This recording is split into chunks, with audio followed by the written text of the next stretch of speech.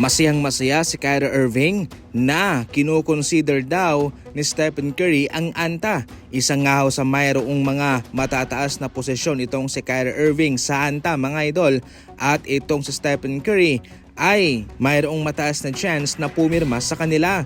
Itong si Steph ay maraming beses na pong nakitang sumusuot ng mga sapatos ng anta, at yung isa pa nga ay kanyang nilagyan ng kanyang logo. Para bang gustong tingnan ni Steph na kung cool ba o maganda bang tingnan ang kanyang logo sa mga sapatos ng anta. Sa ngayon mga idol, baliwala na nga ho ang Nike o yung Adidas o yung Puma, sapagkat hindi rin po nagpapahuli itong mga ibang kumpanya katulad ng anta na malakas rin ang hatak sa ngayon.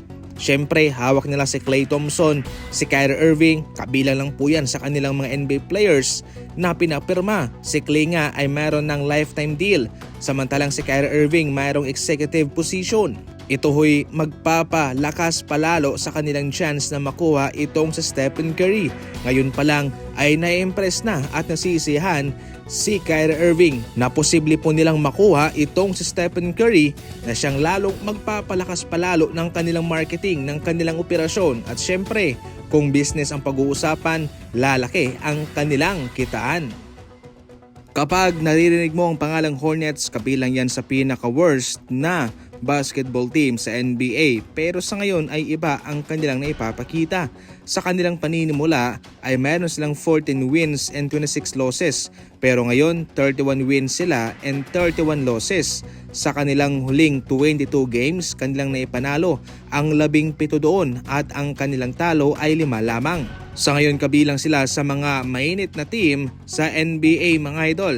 Umabot lang naman sa siyam ang kanilang winning streak sa ngayon mga idol, at naka-record sila ng 8 consecutive road wins.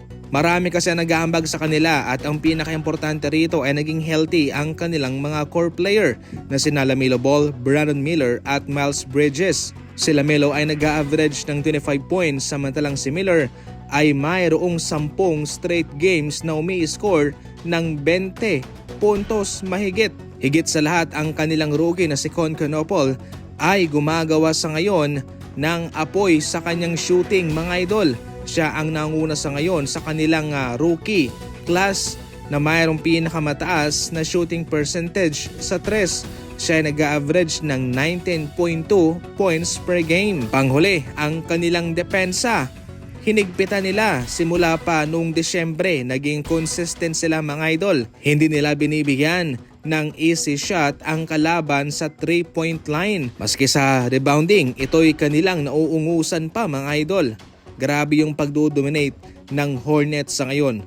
Ngayon, kung ito'y kanilang may pagpapatuloy, syempre maliwanag na maliwanag ang kanilang daan para sa playoff.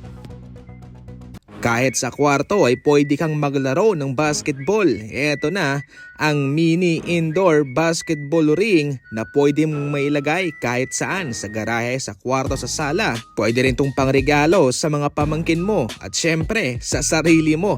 Maski ako man ay hindi ko mapigilang maglaro. Syempre para makabili, nasa comment section lang ang link.